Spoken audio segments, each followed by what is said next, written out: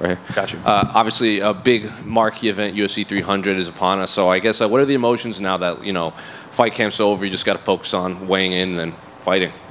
Yeah, now is the least fun part and then the most fun part, right? All rolled into a week. So I feel really excited to compete. Obviously, it's been a little bit of time since I was able to get in the cage, and so I'm just very grateful, very appreciative of this opportunity. And I think, I'm just going to go out there and be myself and put on an amazing performance. Well, you had mentioned it, it's been a while since we had seen you. Were you expecting a call sooner, or do you think they were trying to hold you for like a big event like this? Well, it was part of my plan to take a little bit of time off. At that point last year, with my last fight, I had taken 5 fights in 365 days and just been on basically a year's worth of training camps. And I wanted to take some time and focus on my development, and training for a fight and just training to get better and improve are a little different. And so I think it made sense. And then when I was looking at the timeline for what events were coming up, this fit in perfectly with that plan. Well, I know you famously said, you want to be on pay-per-view main cards, but I guess people were a little surprised given the amount of marquee names at UFC 300 that you were still on the pay-per-view. So were you surprised that they put you above guys like Yuri and Alex and everything? Yeah, I didn't expect it. I think that it's a big honor for me to be where I'm at on the card, and just to be on this card in general, because there's so many amazing fighters and so many guys that have a ton of experience and who are just doing big things in the sport. And so I feel like it says a lot about me, about the UFC and our plans, and I think they align. And I think that I'm just grateful to be where I'm at, and grateful to have this platform to go do my thing. When they brought Cody Brundage's name to you, another guy with an extensive wrestling background, not at your level, but he obviously wrestled for most of his life. So what did you make of his name when they approached you? Yeah, I was excited for that. I think that just getting to compete against another wrestler is a new challenge for me. Everybody that I've fought thus far, hasn't had a wrestling background, and so this will, I think, present different problems for me to solve in the fight, and that's going to be a big part of my development, is just continuing to get different looks and improve and feel different things in the cage. So, hopefully he can give me a little resistance in there, and I'll figure it out. He was in here earlier, and he said he was glad he was getting you now. Like, he thinks right now is the perfect time to get you because you haven't developed quite as some of the other fighters in the division. Do you think he's kind of overlooking you, or is he just kind of talking that to kind of sell the fight? I think that makes perfect sense what he's saying, because I'm only going to improve and get better, right? Like, I think if it were up to him, he would have loved to get me like a year ago, right? So everybody knows that my capability and what I was able to do in wrestling, and I think they obviously assume that that'll translate over to fighting, and it has so far. So for him to say that, I think makes perfect sense, and I think for me it's just continually improving and moving forward. And my goal isn't to win. I obviously want to win this fight, but my goal is to be the pound-for-pound #1 fighter in the world and UFC champion. So this is a part of that process. And you were obviously in the headlines for your comments about Jordan, Burrow, and everything. So I guess what's the wrestling community reaction to that and the reception to your comments? Yeah, it's interesting. I definitely expected the wrestling community to be maybe taken aback by it or a little surprised, just given his standing in the community. But I've gotten a lot of support from people that are actually like in the community, that wrestlers, coaches, people that are in it, not just fans that are kind of watching from the outside. And everybody is kind of on the same page as me. So that was interesting to me. It's not something that I expected, but I just pretty much was frustrated with what he had to say and let that be known. The final one from me. Can I get your thoughts on the main event between Alex and Jamal, and then the BMF fight between Justin and Max? Yeah, both fights are going to be amazing contests. I think those guys are extremely skilled in what they do, and looking forward as a fan of the sport to watching both those fights. Definitely, I would say like kind of dream matchups, if you will, for guys that go out there and they're going to get after it, and they just put on amazing shows. So, I'll be tuning in probably from home at that point. But excited to watch those fights. Bo, right here. You talked about how the UFC is positioning you on this card, what Cody says about your potential and things like that. It seems like everyone knows what you can be capable of, and maybe the only thing that could stop you is yourself at this point. So how do you keep grounded and make sure you're training properly, dieting, focusing, all these things, and not letting any of the outside stuff seep in? I think it starts with why I'm doing what I'm doing. You know, I'm not doing any of this for outside attention or for money or, you know, any of this external kind of stimulus, external reward. It's all because I love it. You know, at the end of the day, I could probably go do a lot of different things, a lot of things that are easier than being an MMA fighter. And but this is what I'm choosing to do. And so obviously take that very seriously. I'm very motivated, very disciplined. And, you know, that's probably a testament to the people that I've been able to be around, coaches, teammates, my dad, people that have had a positive impact on me and been good examples for me. And yeah, basically, you know, to sum it up, I do this because I love it and not for any of the extracurricular stuff. Is it important, though, that you keep, I guess, setting new goalposts and keep finding ways to be pushed? Because, you know, complacency can be like the worst thing for fighters in the sport. Do you see that and know that there needs to be collaboration with the UFC to continue this in a way that keeps you focused with everything you just said there? You know, I think that, yeah, there's definitely collaboration. I feel like when I look at the UFC and myself, I see us as we're on the same team. You know, we want the same things. And so, you know, that's something that I think has been a really positive relationship thus far, and we've been aligned. And, you know, I think that will continue moving forward. That being said, I feel like I'm fighting better and better guys every single fight, which is good. It's what I want, and I want to continue, you know, fighting better guys. And, you know, soon enough I'll be fighting ranked guys, fighting guys, you know, for the belt and stuff like that. So, yeah. You can find yourself anywhere between minus 2,000 and minus 3,000. Good value? Yeah, I think the math checks out to me. If I'm being honest, any number on me like is basically just free money at this point. So I have had some people asking me, you know, predictions and things like that for the fight, and it's really tough to predict the fight, but I know I'm going to win. That's the only thing I'm really sure of. Hey, Bo, and just sort of piggybacking on that, do you feel like you have the most pressure on the card because of the betting odds, right? You look at some of the other fights, no one's like a minus 2,000 favorite. Do you feel like you have the most pressure?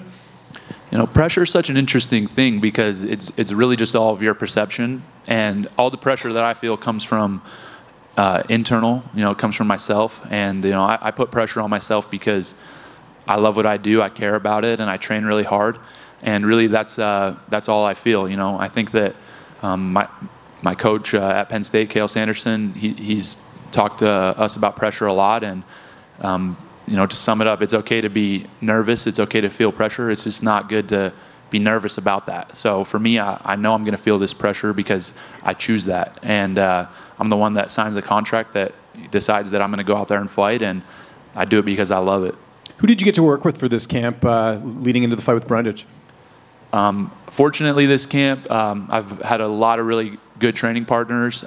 Obviously, my two guys at home in Pennsylvania are Anthony Kassar and Musa Al-Suleimani, both national champions, one in wrestling, one in boxing, so high-level guys, and you know, two of my best friends. So those are guys that I'm working with on a daily basis. And then I was also grateful that I was able to go down to Florida, train with some really high-level guys down there at American Top Team. Johnny Eblin, Marvin Vittori, you know, are a few names that I was able to get some rounds in with, and so really, you know, feel like I had a really good camp and feel well prepared. Does that give you confidence, obviously, working with a guy like Eblin, who, you know, Bellator champ and, you know, competing at a high level, Vittori's a ranked middleweight? Like, is that a good way to kind of gauge where you are in the division? Yeah, I think so. You know, for me, development is very important. It's important for me to push myself against the best guys, and I think that, you know, obviously it's cliche, but people talk about, you know, train hard and fight easy, and that is the way I see it, though. That's been the way I've seen it since I was a kid, and I always, you know, traveled to get the best training partners when I was in middle school and high school, and then going to Penn State for college. Obviously, I had the best training partners in the world, and you know, I'm taking that same mindset into MMA, and I want to work with the best guys, best coaches, and I feel fortunate and grateful that they're, you know, wanting to work with me as well. And if all goes well, like you're saying, and you get a finish, and it's another impressive performance, is this sort of the last fight you think before we start getting you to fight maybe like a ranked opponent or like a more notable opponent in the division? Do you feel like this is kind of the last one? It's possible. You know, I think that that's a conversation between myself and the UFC, and we'll figure out what we want to do. But I'm not in a rush. You know, I'm only 28 years old. I just turned 28, and I got a lot of more time to continue to improve and develop and get better. But again, you know, I've said it before, I'll say it again, the goal is to be the pound for pound #1 fighter in the world, you know, and I want to continue to fight better and better guys. But at the same time, you know, focus on the improvement aspect of it. Like, I need to get better to get to where I want to be. And so whatever the development looks like and the process, then that's what it'll be. And just last one for me, Hamzat Chimaev now looks like he's a mainstay at 185. He's fighting Robert Whitaker coming up. I know this is down the line, but you got to be a bit excited about that potential matchup just with both of your styles. Definitely excited about that matchup. You know, I think obviously Hamzat's a little bit ahead of me in terms of position in the organization and rankings, but I feel like, you know, that's a matchup that a lot of people want to see. And, you know, that fight with Whitaker is going to be an amazing fight. Two guys that are competing at a very high level, and I'm looking forward to watching it and definitely looking forward to that fight down the line. Hey, Bo. When you were 8 years old, you told your parents that you wanted cauliflower ear. Is that a moment where you know you're going to dedicate your whole life to the world of combat? I think, you know, it was. I think that I was just around it so much. My granddad wrestled in college. You know, he was a wrestling coach. My dad wrestled his whole life, was a wrestling coach. And so it was just something that's what you're around, right? And the guys that I looked up to were, you know, high school wrestlers, college wrestlers, and they had it. And so for me, that was just my path. And again, there was other things I could have done, and it was never like something I was forced into, but I felt like it was my choice and what I loved. And yeah, I mean, I'll be involved in combat sports forever. You know, even when I'm done competing, I think that I'll coach at some capacity or be involved somehow. And touching up again on the main card placement, I know you're probably more aware than anyone that some people weren't really too fan of that. So does that add an extra chip on your shoulder or motivation to go out there and make an even bigger statement? You know, it's interesting because I guess first off, it's not really me that decides that. I know that a lot of people, you know, pull up the quote of me saying like, oh, I'm a main card guy and stuff like that. But I feel like that at the end of the day, the UFC made a business decision, and it made sense for me to be on the main card. That being said, as far as the opinions of others, they're not super relevant to me. I feel like those are going to ebb and flow, and I'm, you know, confident that in a year or two, once I've established myself more and built my reputation in this sport more, that people will think it's a no-brainer and look back on it, and, you know, it'll make a lot more sense. Last one for me, a fellow fighter under the same management, Ilya Topuria, had his big title win in Anaheim a couple of months ago. What did you make of that performance? So happy for Ilya. You know, he's a guy that I have been watching for a long time, and just, you know, you could see it as a student of the sport. I could see it coming almost, just with his skills and his mindset and being able to be around him. You could tell that he just had a championship aura around him, you know, probably even before he got into the UFC. And so I was so happy to kind of see his dreams be realized, and it's definitely motivational for me seeing somebody come up and you know, achieve his goals. That, you know, it's now I feel like I'm the next guy to go do that. Hey, Bo. I was wondering, how has being a father changed any of your mindset and just that approach to competition now, just having that, you know, proverbial something more to fight for?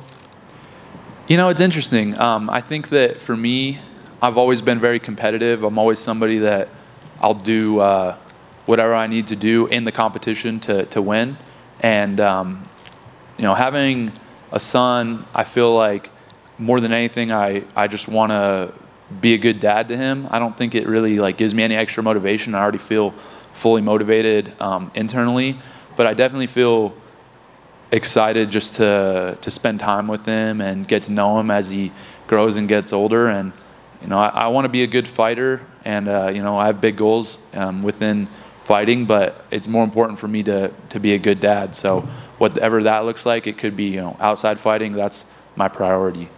Two-parter, what was it like taking him to his first wrestling match? And two, have you already thought about what college you'd like to make him an offer? That's funny. It was a really cool, you know, kind of surreal moment to be able to bring him to a Penn State match at, I guess at that point he would have been, you know, 2 months old, and you know, just a cool experience. Obviously, I had a lot of great memories at Rec Hall in the Penn State arena, and to bring him there was special. And as far as him going to school or what he's going to do, I think that I would love it if he chose to do something different than me, just because I feel like he can be his own person and figure out what he likes. And if it's wrestling, then that's great. I'll obviously support him, but I definitely want to leave that up to him and let him figure that out. You mentioned Penn State. Real quickly, what are your thoughts on them breaking the tournament record scoring points that's been since like 1997? Yeah, amazing. I think the team this year at Penn State was extremely special. A lot of special individuals, comprised that team. Had two. Obviously, you mentioned the team scoring record, but also two four-time NCAA champions in the same year, which there's probably no way that's ever going to happen again. And so, for me, I'm just grateful to be able to be around those guys and still be in there and training with these guys on a daily basis. They obviously help me a ton in keeping my wrestling sharp, and I'm grateful that I just get to be around high-level people. It's something that I feel like is a big blessing. Bo, can I get one more? You are very dialed in. I heard you on the Rogan podcast. You're very regimented, very wise beyond your years with your schedule and your training and all of that. Cody was in here. He was saying that some people around him, they said that you're like the Jesus Christ of MMA. I believe that as you keep climbing the ladder, people will try to pick at that cool, calm psyche.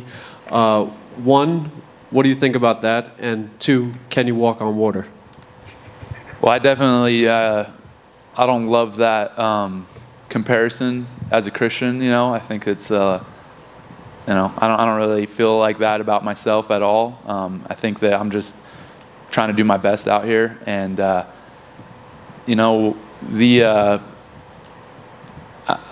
a little confused by the question, I guess, but I feel like, Are you prepared for people to, as you're climbing the ladder, to pick at your calm, cool demeanor? Yeah, I feel fine, with people saying whatever they want to say. Of course, people are going to try to get a rise out of me or, say things that to throw me off, but I'm just trying to go out there and accomplish what I want to accomplish, and however they want to go about it is really irrelevant to me. It makes no difference, and people want to sell the fight, people want to build the fight up, and I get that, but for me, no matter what's said in the lead up or the fight week, we're going to get locked in the cage, so that's what I'm focused on, and anything that is important will come to light right in that moment.